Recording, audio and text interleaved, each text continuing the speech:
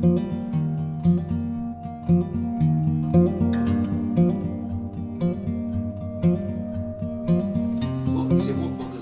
one thing that I'm scared of as I go down this path is the fear of picking up an entity that I'm not aware of for a start, and that basically sends me around the bend. The possibility of doing that, I mean, the probabilities are 1 in 50 million. I mean, I just... Really? I know people who have said they've picked up an entity and all that, but it happens so seldom. But it's there. I mean, we can't deny it. It's possible that you are knocked over by a number 24 bus. Absolutely. But see, to me, if that's the probability or the possibilities, then I'd be quite happy to carry on, actually not worrying about it as much as I have been slightly concerned about it, because I'm quite happy to take those risks, like I do every time I get into the car or every time I leave the house. Yeah. But I think because it's ignorance. I mean, maybe I haven't done enough research or whatever, but being aware of, or there's indications that you have come across things. But then I suppose a distressed earthbound spirit is a very different kettle of fish to an evil, what is basically an evil entity or a demon, I suppose. The thing in the Black Mick was an evil entity. It was a number of minds that had done that. Yeah. I've come across entities that have what do they call it? Possession. Little entities that I don't know. It's very vulnerable people. That's the trouble. If you are vulnerable, then and particularly with women, they can have an entity that gets into them, and they feel they have to nurture like a kitten. Oh, right. But and of course it's controlling them, and they're very difficult to get rid of, because whoever comes in doesn't want to get rid of it really, because it's only a little kitten.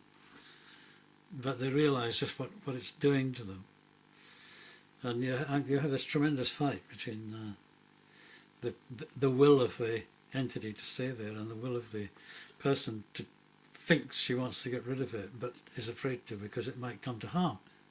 Right, but that's a very different thing to an evil entity. Yeah, or an entity that is I mean, there are lots of different versions of entities really, and each one is different. Right.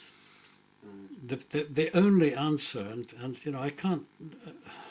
No, you don't. I don't really want to get this down this path if I can possibly avoid it. Yeah. Because the only reason that I can handle them is I'm not afraid of them. Yes.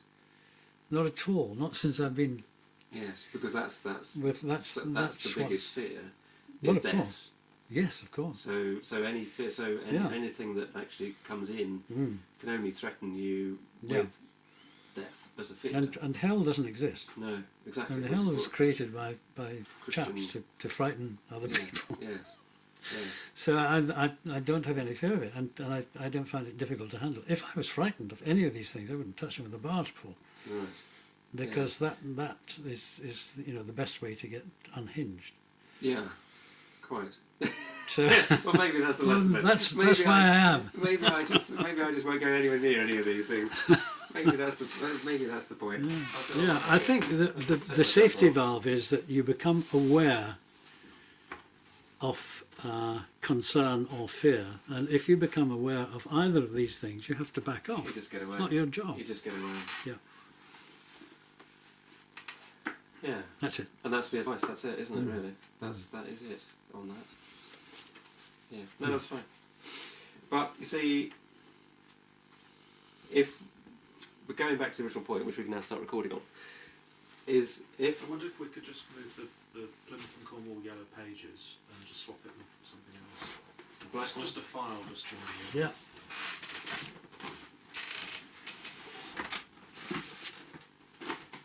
Okay. That's a bit scruffy too.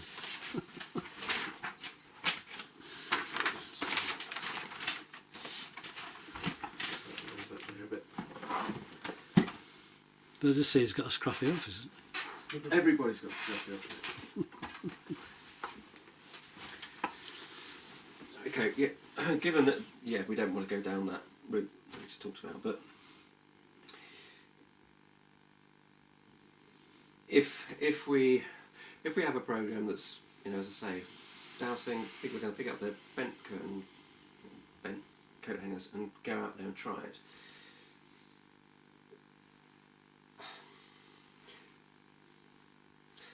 We'll be encouraging them to look. Well, we would be encouraging them to look for energy lines, and the series would be talking about the good and the ability of the lines to communicate, you know, up and along and nurturing and loving and all of that and the oneness of everything.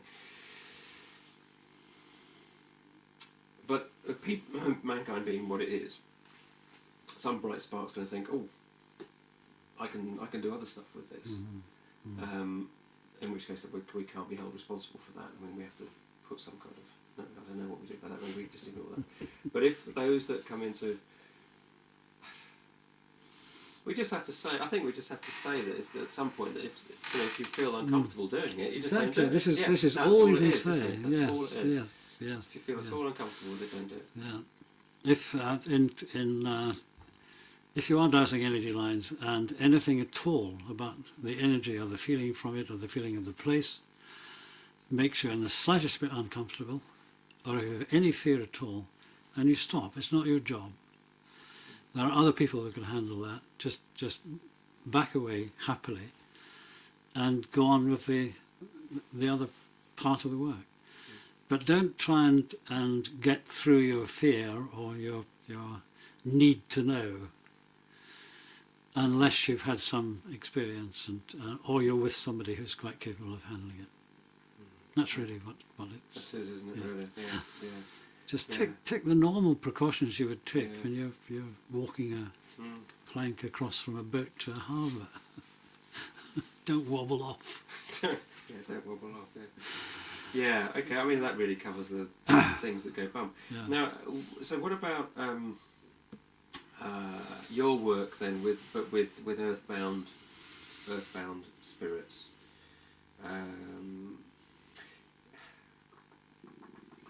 You've helped spirits move on. One of the things about earthbound spirits, as far as I understand, is that most of them are us in another version who have moved on, but haven't moved on far enough, and they get trapped in not in our density, but just out of our density, and they don't quite know where to go. And very often, the first ones I came across, there's lots of them, down in Cornwall here, were dear old Cornish ladies whose husbands had been killed down mines, and they are still waiting in the cottages for their husband to come back, and they have no idea.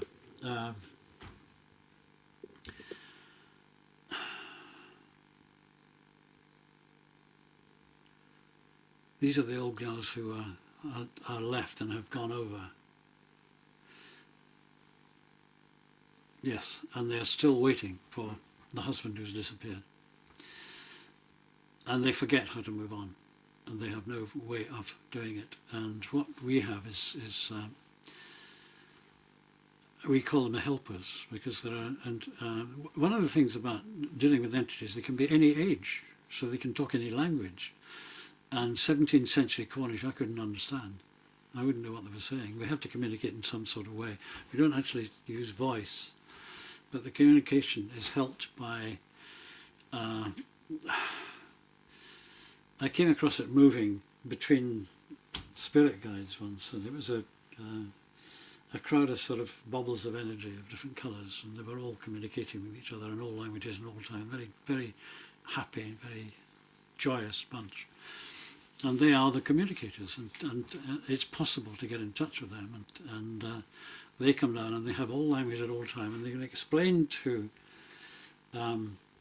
trapped entities exactly where they are, who they're disturbing, because they're usually disturbing somebody else who's living there, and take them by the hand actually and say, we'll take you to the place you ought to be, and then because you can't go on being in this trapped in this sort of middle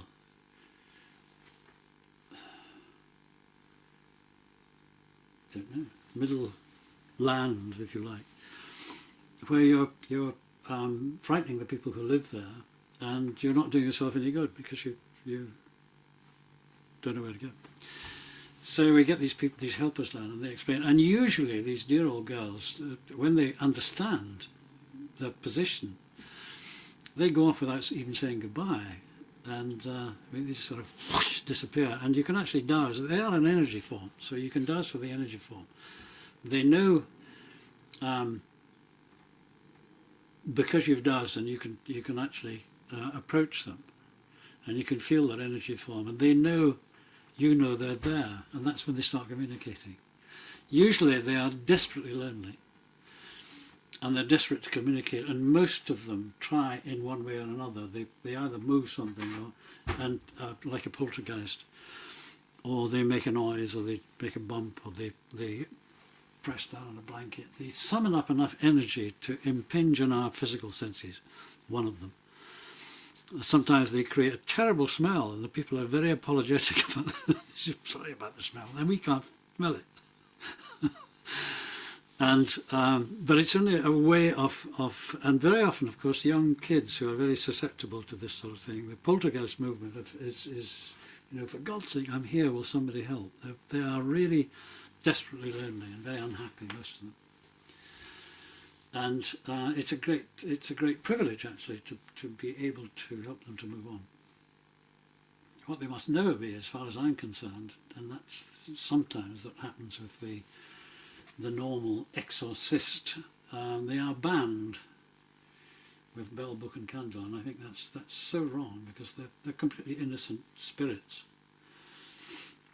We had a case in point where one of the crew, a local trawler, quite recently was drowned, and he kept appearing in his oilskins in the front of the boat to the rest of the crew, and they had an old-fashioned exorcist who came onto the boat and took the boat out, and he railed at this thing to band and back from where you came from and all that sort of thing, and the poor thing was just trying to establish that it was lost, didn't know where to go. So it's an act of mercy, if you like. It's only when you are able to perceive them and communicate with them you can really do something with them. But there are people who maintain that they can contact from a distance and move on people. I don't know how much truth there is. All I can say is that with perhaps 90% of the ones that we've worked on, we have had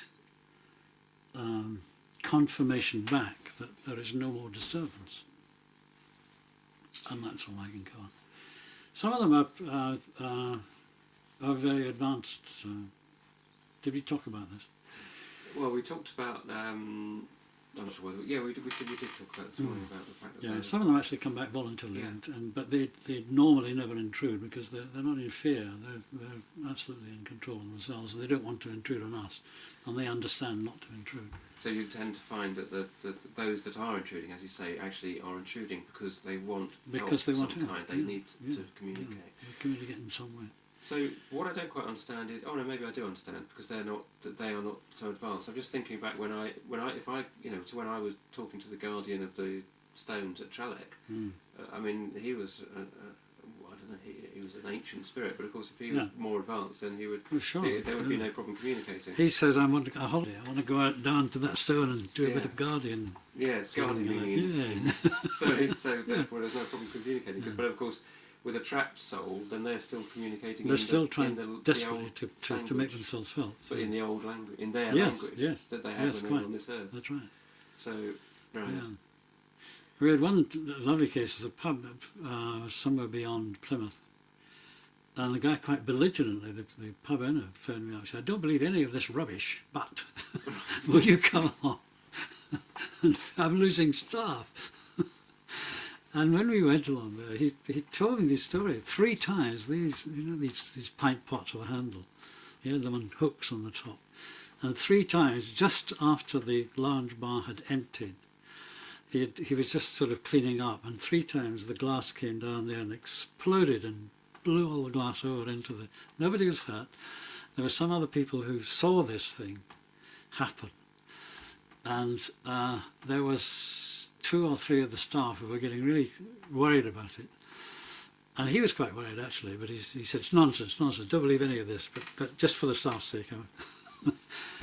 And Van Eyck did a long survey of this thing, and there was one particular picture. It was a reproduction, and it was Rembrandt's The Man with the Golden Helmet up on the wall, and we found this entity in there, and I went down to talk to the guy. Oh no, his wife actually.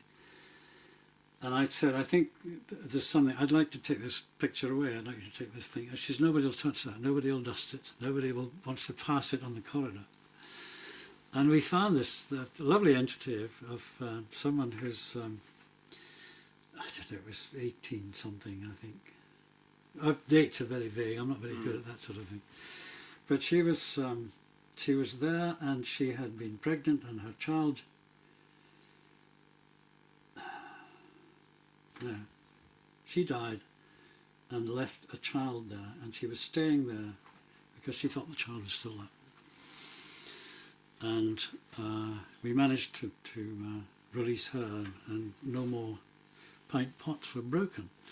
Now the physical energy that this entity produced to lift that pint pot, I've got a piece of the glass in the house, it's shattered with sort of crystallization bits all over it. So and there's a big mark in there. It wasn't just the weight of the glass. The energy produced to shatter that pint pot was quite considerable. But it's okay now. I mean, it's she's off and happy and gone. And so what you're saying is that it wasn't shattered just through falling on the surface. No. It was a no. This thing actually, he told me that the glass on the last one had been found at the end of the sort of lounge, and it was 32 feet away. I mean, it's a long way. So it's yeah. And he said, well, how much? And I said, what's it worth? I'll give you a free meal. Oh dear. So you can't put a value in these things. You know, it's just that you have to charge your petrol and a bit of time. That's all. That's what you do. I think. Just I had three old dears came round and cleansed our house with several earthbound entities that we weren't actually aware of. But I tell you what, the house seemed a hell of a lot lighter once they got. Yes. But I mean, they said, you know, more petrol. You know, we do it. It's fun. It's a hobby. But the odd thing that happens to these houses, almost everybody says it's as if I had cleaned my glasses and it's later and the ceilings are higher. Absolutely. That's what happens. Zing. It really was noticeable. Really was. And have you heard of Sacred Kings? Have you heard of Sacred Kings?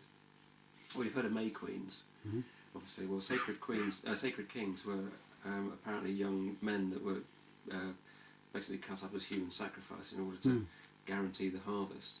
But their souls are obviously earthbound and tortured souls, and that was one of the things, is the threat, the fear. You know, if they tried to pull themselves together and move on, that this terrible thing would happen to them again. And we had some of those in our dining room. Really? Apparently, yeah. Wow. So, it's powerful stuff. which is like poor kids. Anyway, we digress. Spirit guides, Hamish. Not your normal sort of thing you come across every day. Well, it is the normal sort of thing you come across every day. No, not now. I don't. Strangely, I don't have spirit guides now.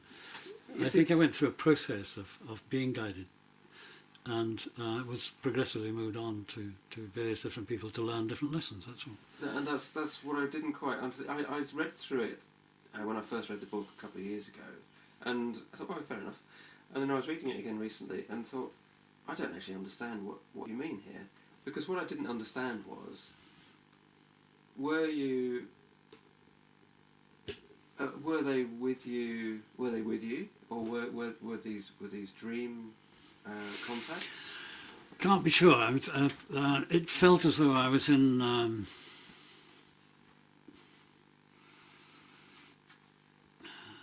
another reality. So it was possibly a dream contact moved on from there to some slightly different perception.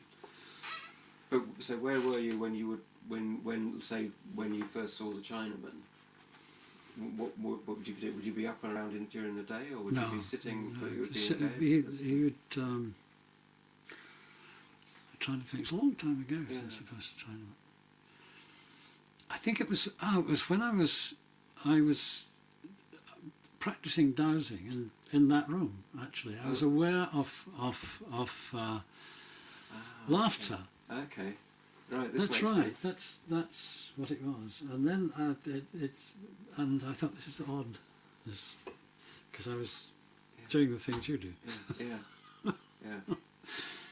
And then I became aware of it. It began to take some sort of I can't say it took shape at all, but I became just aware that it was a guide who was encouraging me to go on with this thing I was doing. And I was also aware that he was Chinese for some reason. And he was highly amused at what I was doing. He really was. And for a long time I didn't take him seriously, because you can't, can you? A laughing Chinaman in your house, you just don't talk about these things.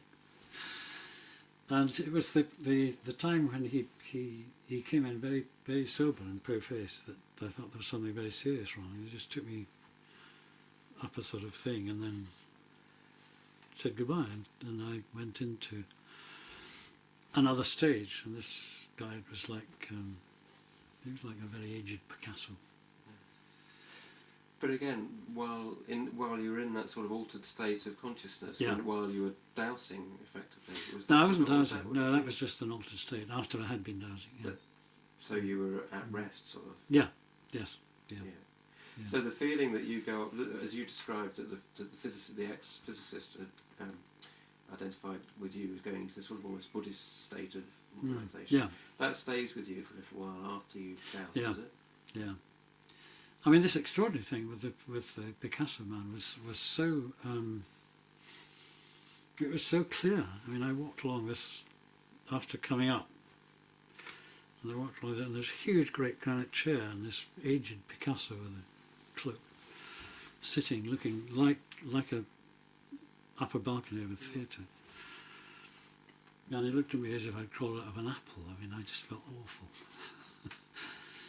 And I could see that he was looking at what looked like 10 million television screens, with things happening on them all the time there. And he was just nudging and manipulating all the time. It's a part conscious visual and part. But and then I asked him a question that I should have known the answer to. I did know the answer to, just to start the conversation, and he looked at me as if I was... And then a long time later I walked in and I realised I was on the same level as he was, and I looked at him, and he didn't say anything to me. He never spoke to me that way at all. And he just jerked his head, and I went up the next one and squeezed through into the other. That's where the helpers were. So do you think? So do you feel that you have a guide, a spirit guide? No. Maybe you've reached a stage where it's you're getting past it, if you like. Maybe you don't need guidance. Maybe the path is, what path is left is fairly clear, and they've got other things to do. I mean, they've got other people to look after, so they let you go. So I can still yell on the helpers. Yeah, which in a way are... They're universal. I mean, they're just amazing energy forms. Yes, but you don't think that they are more... that they are your guide, your spirit guide? No, they don't guide me. They help Right, with they help. entities and things like that, but they don't actually do any guiding. So I'm not aware of. I mean, I may have one. I don't know, but I'm certainly not. I'm not aware of one at the moment. And it's not an arrogance to say I don't need a guide anymore. It's not that way at all. It's that much more. I think I'm past it, and they've given up on me. Well, there you go. Because again, I just wondered whether there's part of the exploration of discovery and finding lines and energy lines and dealing and becoming aware of what all of that can bring with it and the feelings that can bring with it, and some of that we would be encouraging even by just by talking about some of these things for people to actually find their own spirit guides. Yeah. I mean, the guides will appear when they're useful, when they're needed. I don't think you can go out actively to find one. Do you know? You put yourself in a situation where you need one.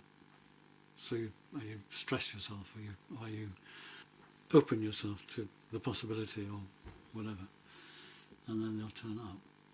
I mean, I can always go back to the place at the end of the tunnel and have a chat with my mates up there. But that's rather peculiar to you. I mean, that's your But that privilege. may be what other people call a spirit guide. I think that's probably right. I can go back. I did when I had my last operation. At least I tried to. They wouldn't let me.